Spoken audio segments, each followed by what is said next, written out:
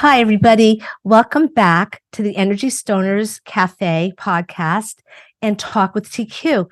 I am like beside myself for this particular episode because my dear friend, and I'll say cohort, because we have collaborated a few times, Heidi Russell is our guest tonight, and she is curating or co-curating a wonderful exhibit for Women's History Month, and it is called In Memoriam.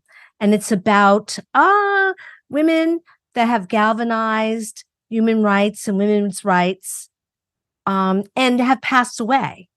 There are some very, very interesting pieces in this exhibit. I've taken a look at some of the pieces and I'm awestruck by it. It's happening at the Revolution Gallery on Waverly Street, I believe it's Waverly Place in New York City, in Manhattan. You really need to get down there and see it. And Heidi's going to tell you about the International Women's Salon, because this, I believe, is the first salon that you've had since before COVID. And I think it's an excellent way to break the ice for this new era that we're in. Heidi, thank you. And correct me if I said anything wrong. And you can go ahead and embellish upon your introduction. Sure. That's fantastic. Thank you, Toni. It's wonderful to see you and all of your great supporters out there and audience. It's great to be on your show. And so I founded International Women Artists Salon. It's a mouthful. In 2008, based here in New York City, but it is international. So I've collaborated around the world. And it's a platform to raise up women's artistry across all disciplines. So anything from fabric arts, music, dance, theater, writing, even food arts we've collaborated with. So anything creative that comes from the heart. And all generations, all cultures, all backgrounds, stages of career. The idea that women identifying and non-conforming gender identity as well. So we're very inclusive. And artists and arts organizations to help become a hub and just raise up women's artistry around the globe. Help with parity and equity and equality. And we still have a long ways to go, but we're having a lot of fun, trying to stir the pot a little bit, trying to do things ourselves, and create our own shows, do our own critiques, do our own press, things like that. So I'm always looking to partner with people and entities out there. So Toni will make sure that you have my contact to do that if you'd like to join, partner, or sponsor. And this exhibition, this is actually the fourth year. So we started this annual timing for a salon exhibition actually during COVID. So this is our fourth iteration.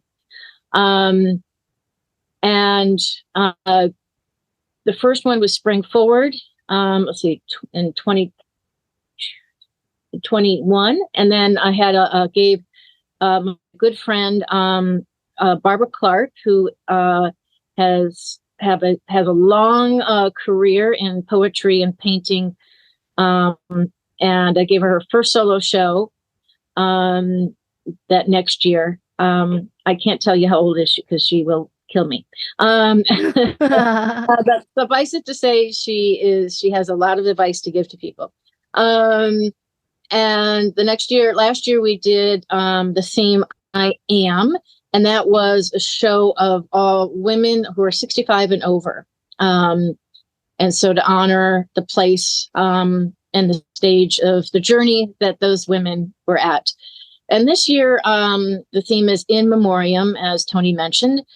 And it's spawned from, unfortunately, my mom. My own mom passed away. Sorry.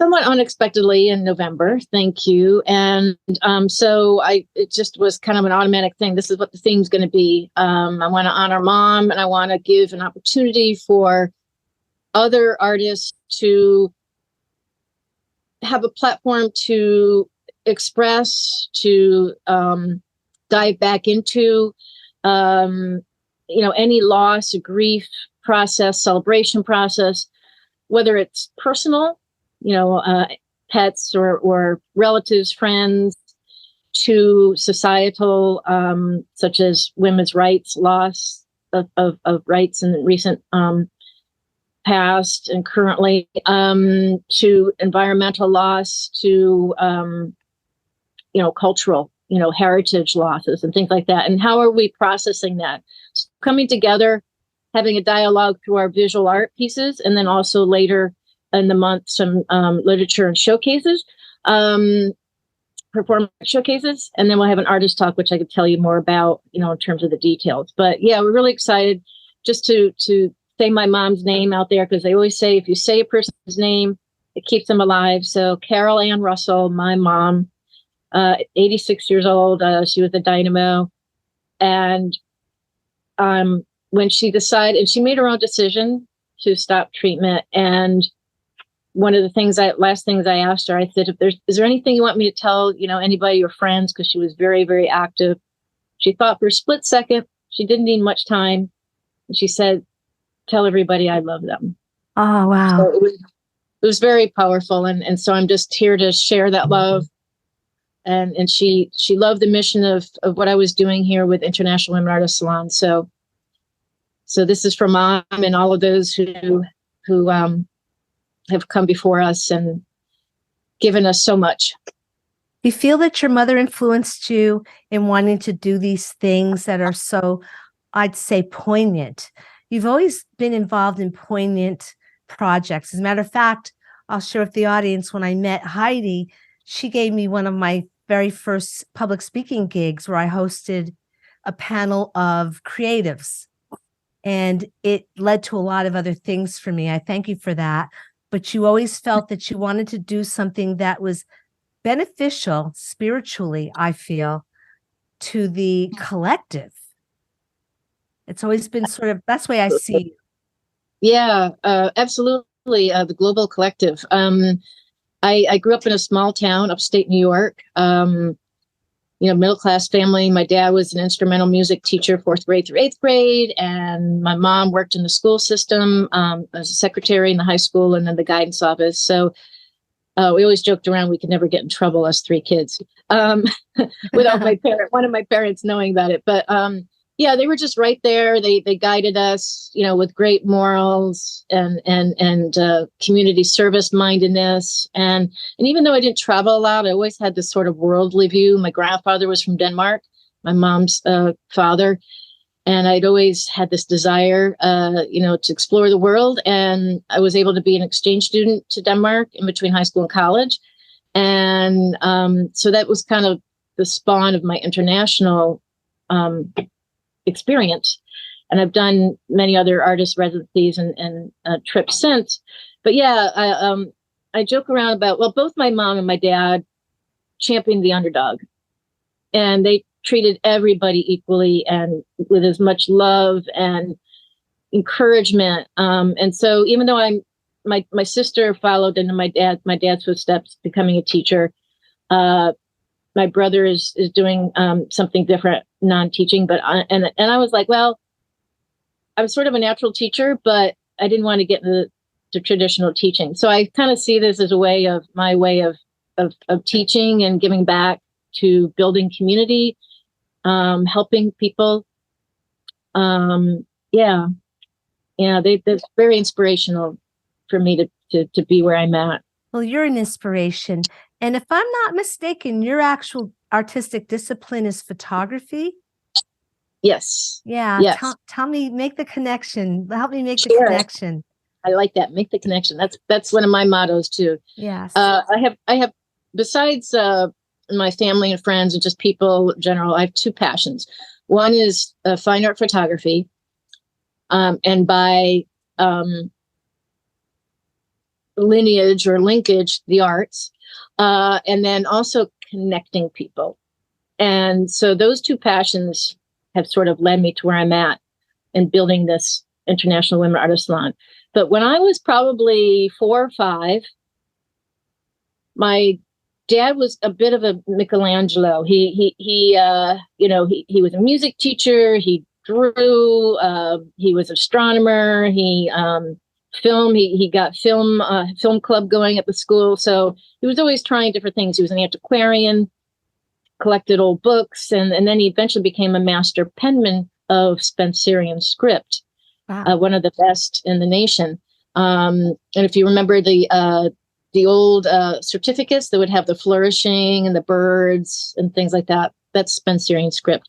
So I think, early on, I kind of was gravitating towards that the creative mind and exploring. So I'd always try different things with Dad. And then he gave me a camera, little brownie camera, where you look down in, black and white. And so I remember just sitting, looking through that box, looking out into the world. So that was the spawning of my photography passion. I tried many other art forms, but that was the only one I felt like really natural at. And that was really gave me, I call it now, it gives you a high. It's like, when you're blue, and I'm sure all artists feel this, when you're in your art form and you're creating, like, time dissipates, worries dissipate, and then it just uplifts you and you feel like you're floating, and a little psychedelic time. Yeah. So yeah. And interestingly, I at a very young age, I decided I didn't want to make money. This is what I don't want to make money with my photography. I just want to explore the world and capture the world. And so I've always just gravitated towards fine art. So just doing it for myself. I'm all self-taught. I went to school for other things. And so I've done some shows since I came to New York in 2005. And I've gone on a couple artist residencies to Budapest, to Berlin. Spent time in Greece at an small art school for 6 months. So, again, self-teaching myself, at a later age. I turned 40, when I was in Greece with a whole bunch of college age kids. That was a lot of fun. But yeah, sort of, respawn my making my creativity front and center in every day of my life. I had some deaths around me, long-term, partner who passed in 2002. And so that kind of just, pushed me on a journey to, just make your passions front and center, every day. And so connecting people, fine art photography, and the arts. It's interesting how the negative things that happen, especially loss, will galvanize an artist to create. I always ask people, whenever I have the opportunity, I always ask people, especially people like you, who are just artists, you just exude an artistic thing about you. Do you wonder why that is? You said you lost your partner and it sort of spawned more creativity within you. Well, I don't know. I don't think it spawned more creativity. I think it spawned the realization that life is short and you really need to be treating yourself not only with kindness, which I still have a difficulty, or treating yourself first. But so I think it was always in there and I was always doing it. So even though I might not have been, like doing shows or producing portfolios or anything like that, in all my jobs, I was doing something creative, so I still had that creative being. I think we're kind of born with it, and it's just how do you nurture it?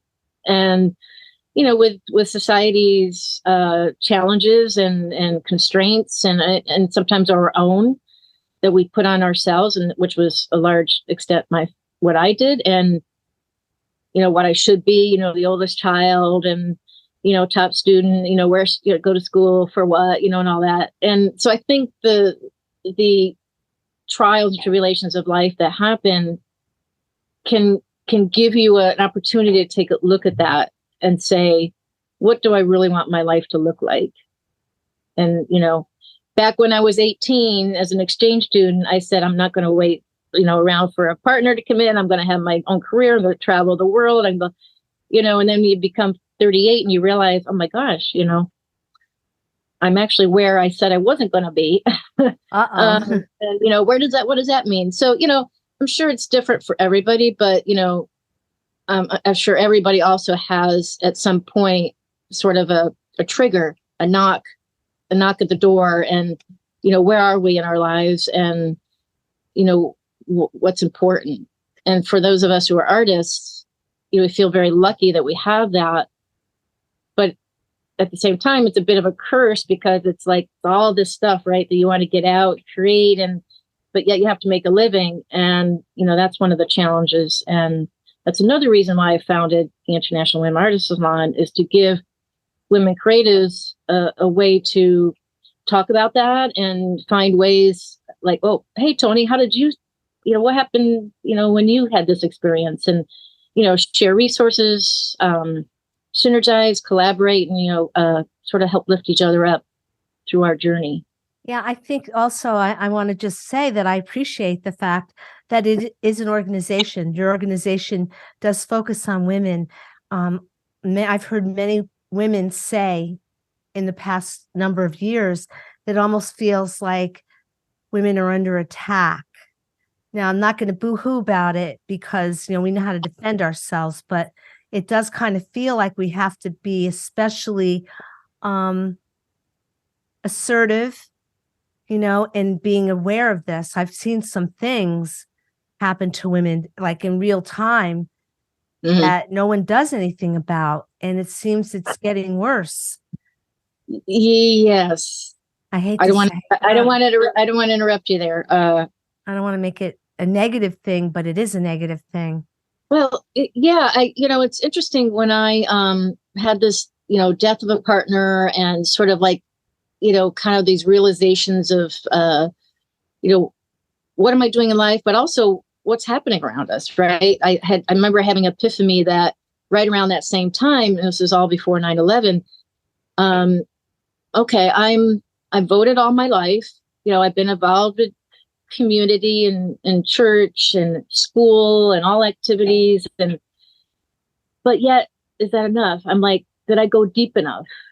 Right? Did I understand really what's going on? And I think, I started having this self-awakening, and I think that's around the world that started to happen, from the Arab Spring to the 99% movement at Occupy Wall Street.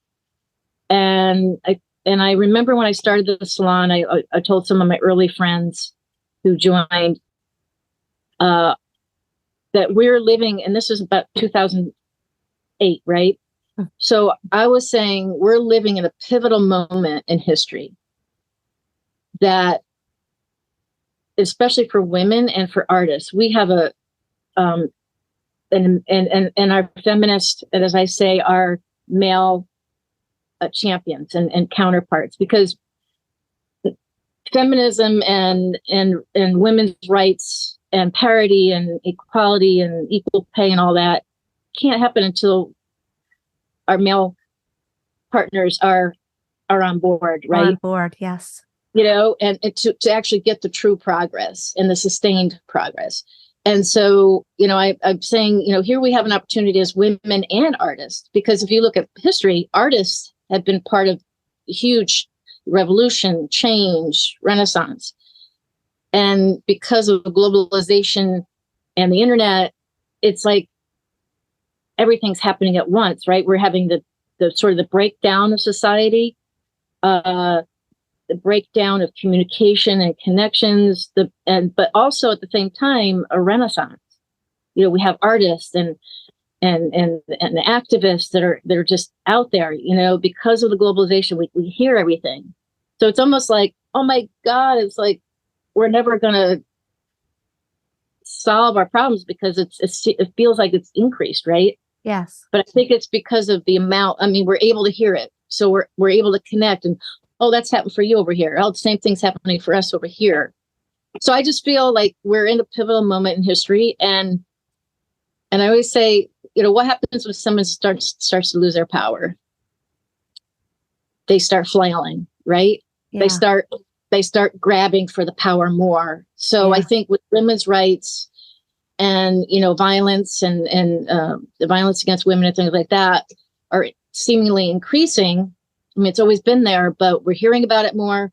But also those powers, they're losing their power and they know it. So it's sort of like, so I think it's going to be worse before it gets better. Right. And I had a therapist once that said, when you decide personally that you want to make a change with something within yourself, it initially seems worse. And the reason being is because you're now aware of it and you're aware of the full complexity of it. And now you've stripped away, whatever, the Band-Aids, whatever. And now it's like, okay. And I feel like that's where we are in the world. Everything's been stripped away, all the ugliness, all of the racism, the misogyny, the violence. I mean, everything it can't be hidden anymore. And so now's our opportunity to all of us to work together. Yeah. And it's in our face. Speaking of in our face, I looked at some of the wonderful work in the exhibit. There was one piece, I think I texted you and said, who painted this piece? Because I could not stop looking at it, even though it was something that exuded pain. Mm-hmm. But what a beautiful piece. Now, the work in this particular exhibit, I think that people, many artists, and most of us do this, we do kind of like drop the shield, we go within and we just let it flow. Even if it comes out to be something totally representational or something that's like very much abstract or something that's just like crazy in your face. Mm-hmm. So how do you actually decide who's going to be in the exhibit? Because everybody's good. I mean, how do you decide? Yeah. Well, I'd like to eventually just be having like more and more exhibitions because, I through this process and my networking ability, I'm connected with thousands of women artists around the world, and everyone has an amazing talent in whatever form, fashion, style, however it comes out. And so, so the challenge is just keep doing things, right? So, through the challenges that we've all had during COVID, I was very limited. I had my own challenges with a housing grifter, story for another time. Unemployment, getting a new job, and then my mom's health challenges. So, but I wanted to do at least one thing, and that was the exhibition in March. And we have a great partner with Revelation Gallery, which is St. John's in the Village here in the West Village in New York City. They said, you've got March. I'm like, yay. So Father Graham and Hunter and his team, they're just fantastic. And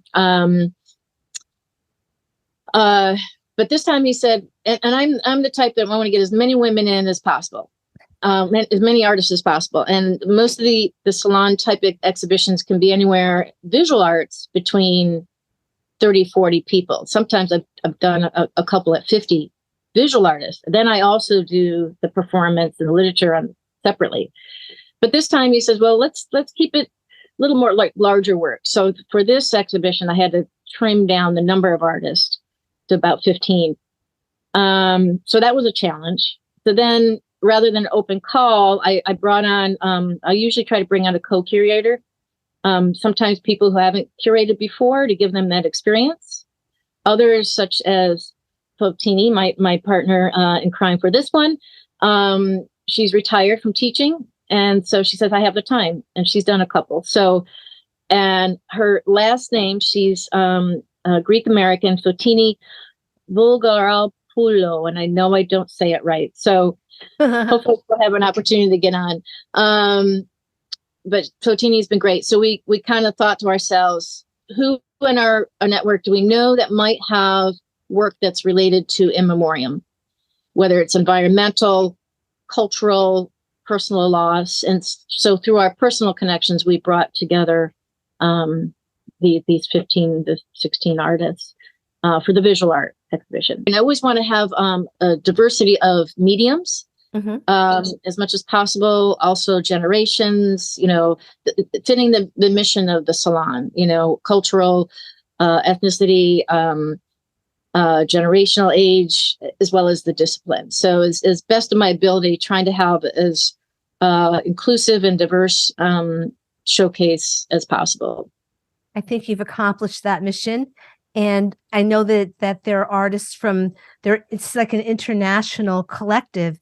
Aren't there people representing a lot of different countries that are in this exhibit on the sweet street of Waverly Place? I'll tell the audience, if you could get there to 224 Waverly Place, New York City, I was very impressed. It's like a sweet street. But is there any way people can view this work online? Yeah, I'm working with Fotini and some of the artists to videotape and take pictures and put some mini features of each of the artists, as well as a virtual tour throughout the gallery. So we're going to getting that up on our social media, Facebook. We have a YouTube channel and our Facebook are both the full name, International Women Artists Salon. We have a Instagram, which is Women Art Salon. And so we're going to get all those up and give people an opportunity to see some of the artists. And another interesting point, besides the visual art pieces, everything from installation to sculpture, painting, photography, collage, we've asked each artist to write a short text about how this piece connects to in memoriam. And so that will be accessible too. Well, I'll say definitely to the audience, it's a bittersweet venture that Heidi is launched. And I think that it's worth the trip. Stay tuned and find out when it's going to be online, because if you can't get there, because this show is very much international. I know artists in other countries that pay attention to what's going on in New York. And I'm sure they're going to see this. I'll see to it that they see it. I definitely recommend you should see it. It's the few pieces that I've seen, very moving, and usually the work that Heidi Russell gets involved in will move you. I can attest to that. But Heidi, we're out of time, but I am so happy I got the chance to talk to you about this. Thank you. I am so happy about that, because it's not always that you can, connect with somebody that you don't ever see. I love technology for that reason. I do, absolutely. And thank you for the opportunity to get the message out. It's my pleasure. You are a friend of the show, and I will be talking to you again very soon. Please come back. I'll look forward to. I'm always here for you as well, and thank you. And I look forward to seeing or hearing from your fans out there. Absolutely. And we're going to get this, we're going to spread the word on this one. And congratulations on another successful exhibit. Thank you. Yes. Thanks you again, Heidi. And I'll just say that Heidi Russell knows how to bring artists together. And in doing that, she brings people together. And she, I'll say, she provokes deep thought, and joy. I'll say she can do that. So stay in touch and stay tuned. And thanks again, everybody, for coming to the Energy Stoners Cafe and Talk with TQ. I'll definitely see you next time. Please be kind to each other. And I'll say for now, bye-bye.